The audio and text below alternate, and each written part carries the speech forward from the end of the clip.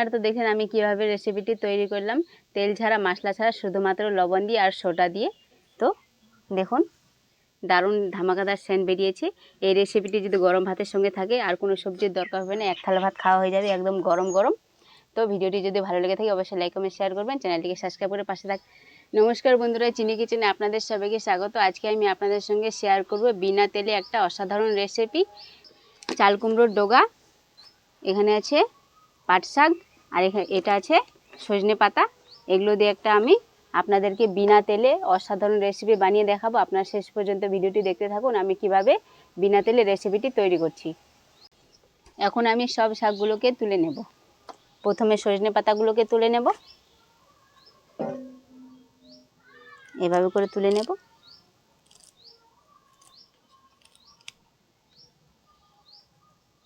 আবার এভাবে করে নিতে হবে। এই যেগুলো ডাঁটগুলো আছে এগুলো ফেলে দেব।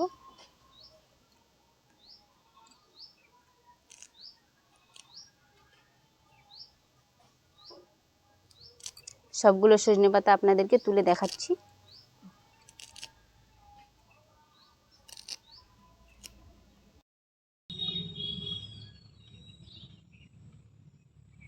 সব সজনে পাতাগুলোকে ভালো করে তুলে নিয়েছি। এখন পাট শাকগুলোকে ভালো করে তুলে নেব। এভাবে করে ছিঁড়ে নেব, এগুলো বাদ দিয়ে দিব।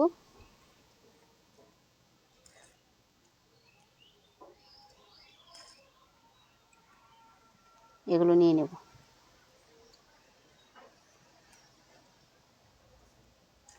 সব পাট শাকগুলোকে তুলে দেখাচ্ছি আপনাদেরকে।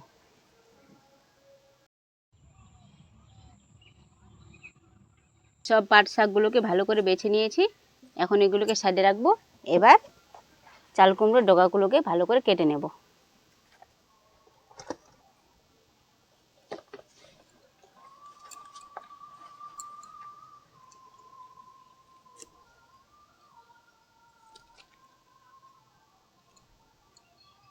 যেটা নিয়ে নেব, এরকম লম্বা লম্বা করে কেটে নেব।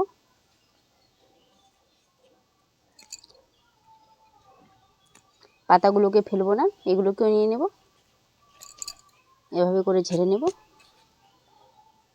পাতার মধ্যে পোকা থাকে তাই জন্য।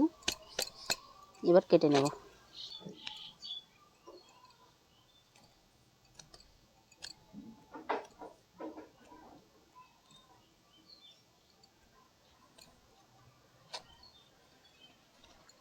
সব ডগাগুলোকে আপনাদেরকে কেটে দেখাচ্ছি।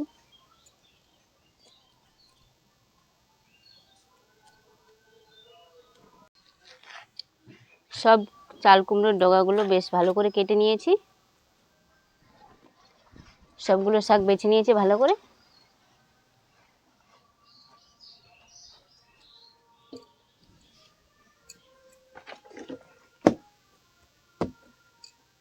সব শাকগুলো কেটে বেছে নিয়েছি। এবার ভালো করে ঝেড়ে বেছে নেব, মাটিতে ঢেলে নেব।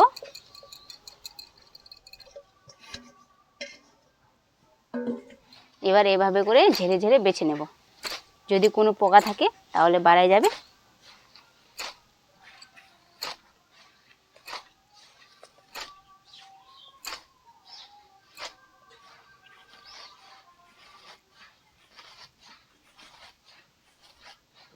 ঝেড়ে নিয়েছি, এবার তুলে নেব।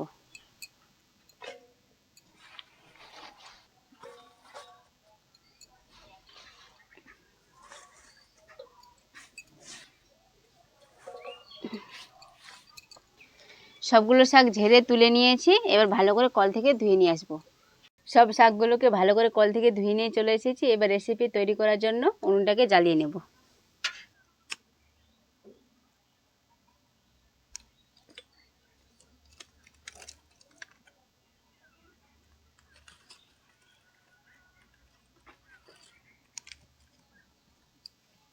উনুন ভালো করে ধরে গেছে। এবার শাকগুলোকে দিয়ে দিব। কড়াইয়ে কোনো তেল দিলাম না, কোনো ফোড়নও দিলাম না, বিনা তেলে দিয়ে দিলাম।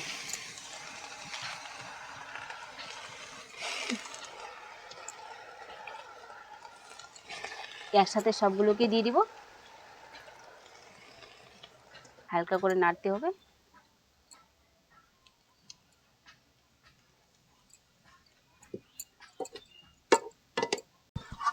সব শাকগুলো হালকা করে সেদ্ধ হয়ে উঠেছে। এবার জল দিয়ে দিব, আরও এক বাটি দিয়ে দিব।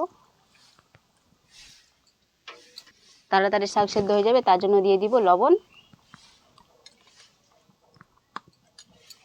এবার নেড়ে নেব।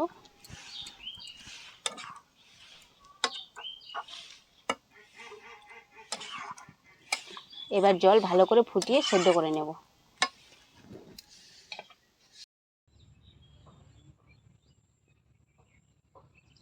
গুলোকে ভালো করে অর্ধেক সেদ্ধ করে নিয়েছি। এবার দিয়ে দিব আধা চামচ মিঠা সোডা,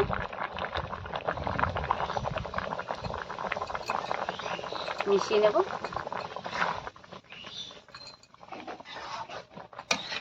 ভালো করে এবার 2 মিনিট ফুটিয়ে নেব, তারপরে হয়ে যাবে আমাদের রেসিপি।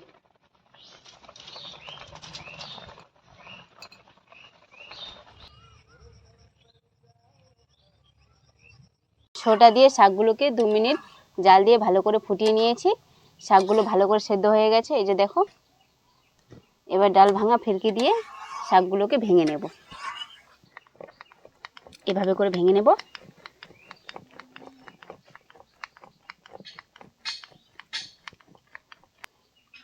যে ভেঙে যাচ্ছে কত সহজেই, সোডাটা দিলাম তাই জন্য এত নরম তুলতুলে হয়ে গেল শাকগুলো।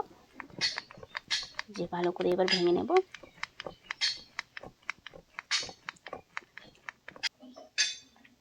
এই দেখুন কত সহজেই ভেঙে যাচ্ছে, আরও ভাঙতে হবে।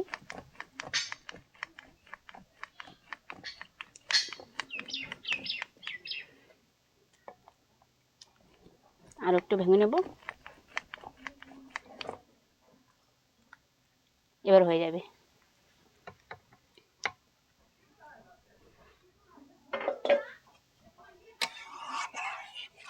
দেখুন কত সুন্দর পিছলে টাইপের হয়ে গেছে। খেতে দুর্দান্ত লাগবে, একদম গরম ভাতের সঙ্গে গরম গরম শাকের এই ধরনের যদি রেসিপি থাকে না, কোনো কথাই হবে না, আর এক থালা ভাত খাওয়া হয়ে যাবে। আর শাকের রেসিপি তৈরি হয়ে গেছে। না তেল দিলাম, না কোনো মশলা দিলাম, একদম পুরো লবণ দিয়ে তৈরি করে নিলাম শাকের রেসিপি। অসাধারণ। এই যে দেখো কত সুন্দর। এবার নামিয়ে নেব।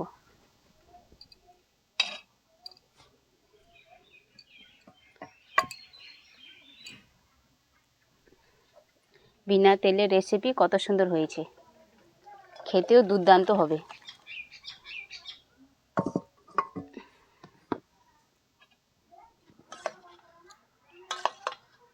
এরকম রেসিপি যদি গরম ভাতে থাকে তাহলে কোনো কথাই হবে না।